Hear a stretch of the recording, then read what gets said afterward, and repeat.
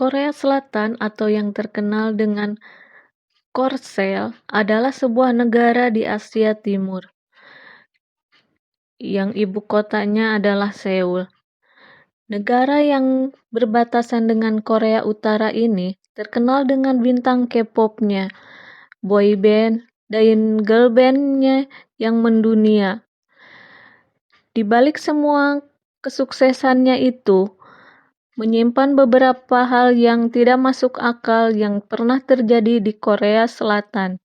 Salah satu di antaranya adalah pembunuhan yang terjadi di Korea Selatan. Berikut mengenai kronologi pembunuhan tersebut. Kasus pembunuhan yang paling tidak masuk akal yang pernah terjadi di Korea Selatan. Pada tahun 2016, sebuah kasus pembunuhan tidak masuk akal terjadi di Korea Selatan. Pembunuhan tersebut didasari dengan alasan adanya roh jahat yang merasuki hewan peliharaan sebuah keluarga kecil yang tinggal di Siheung City apartemen. Keluarga itu terdiri dari ayah, ibu, satu putra yang merupakan putra pertama, dan satu putri yang merupakan anak kedua mereka. Pada tanggal 19 Agustus 2016, ada hal gila yang terjadi di rumah itu, di mana saat itu terjadi sebuah keributan di dalam rumah sederhana tersebut. Kepala keluarga tersebut terbangun dari tidurnya karena mendengar berbagai macam keributan yang terjadi. Dia terbangun sekitar pukul jam 6 pagi waktu setempat untuk berangkat ke tempat kerja. Sebelum memutuskan untuk pergi bekerja, ayah dari dua anak tersebut menjumpai anaknya dan juga istrinya. Namun, ketika dijumpai, betapa terkejutnya ia dengan apa yang terjadi. Anak dan istrinya mengklaim bahwa anjing peliharaannya telah dikutuk. Anjing itu telah dikutuk. Singkirkan anjing itu untuk mengusir roh jahat, kata ketiganya kepada ayahnya. Ayahnya merupakan orang yang tidak percaya terhadap hal-hal mistis. Oleh karena itu, dia tidak menggubris kekonyolan anak dan istrinya. Menurutnya, semua hanyalah omong kosong belaka. Namun, anak bungsunya marah dan meminta ayahnya untuk membunuh anjing peliharaan mereka. Tetapi sang ayah tidak memperdulikan apa yang dipikirkan anak perempuannya, yang merupakan anak bungsu dari keluarga tersebut. Dia tetap memutuskan untuk pergi bekerja sekitar pukul 6.20 waktu setempat. Akhirnya, anjing malang tersebut pun diikat oleh ketiganya, oleh ibunya, anak laki-laki, dan juga anak perempuannya. Pada sekitar pukul 6.30, setelah berhasil membantai anjing yang tak berdosa tersebut, mulailah mengalami gejala tak terduga.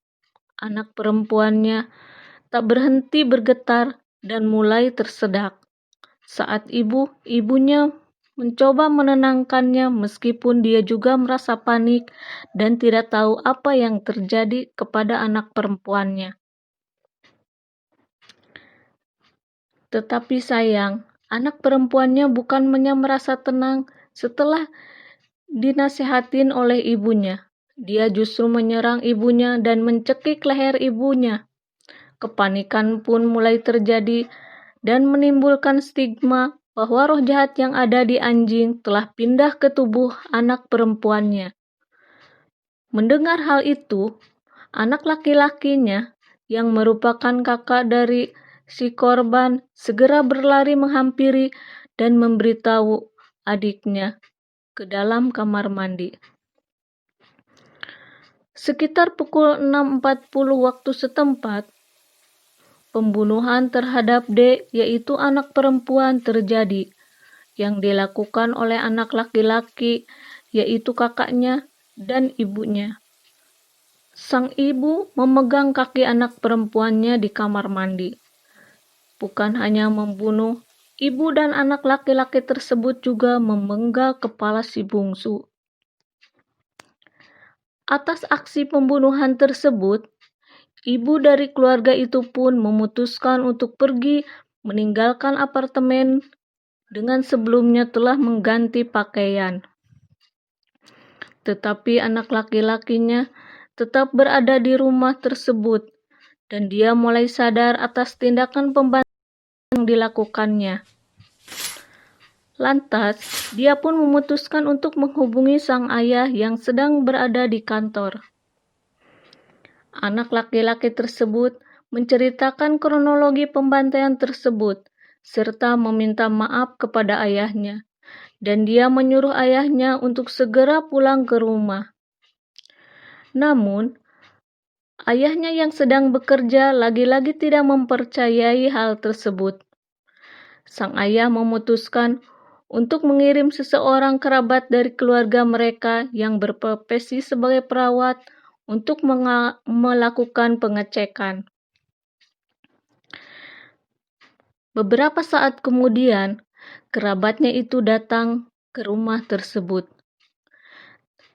Dia sangat terkejut begitu melihat seorang mayat di dalam kamar mandi. Ia pun memutuskan untuk melaporkan kepada pihak kepolisian setempat. Pelaku pembunuhan yang tak lain anak laki-laki dari keluarga tersebut yang merupakan kakak dari si korban ditangkap di lokasi kejadian. Sekitar pukul 18 waktu setempat, ibu korban menyerahkan diri ke pihak kepolisian. Berdasarkan hasil penyelidikan dan keterangan langsung, polisi memperkirakan keluarga ini mengalami skizofrenia, yaitu gangguan mental yang menyebabkan seseorang mengalami halusinasi atau delusi secara berlebihan. Gangguan tersebut menjadi salah satu penyebab terjadinya pembunuhan tak masuk akal di Korea Selatan. Selain itu, kabarnya keluarga ini juga belum makan sejak 5 hari terakhir. Pihak kepolisian pun menetapkan kasus-kasus ini disebabkan oleh skizofrenia atau halusinasi yang disebabkan oleh kelaparan. Kejadian ini pun telah diadili dan di pengadilan setempat pada tanggal 20 Desember 2016 hingga April 2017. Jaksa penuntut meminta dari 20 tahun penjara untuk sang ibu dan 19 tahun penjara untuk anak laki-lakinya. Namun akhirnya pengadilan memutuskan untuk menjatuhkan 10 tahun penjara kepada terdakwa anak laki-laki tersebut.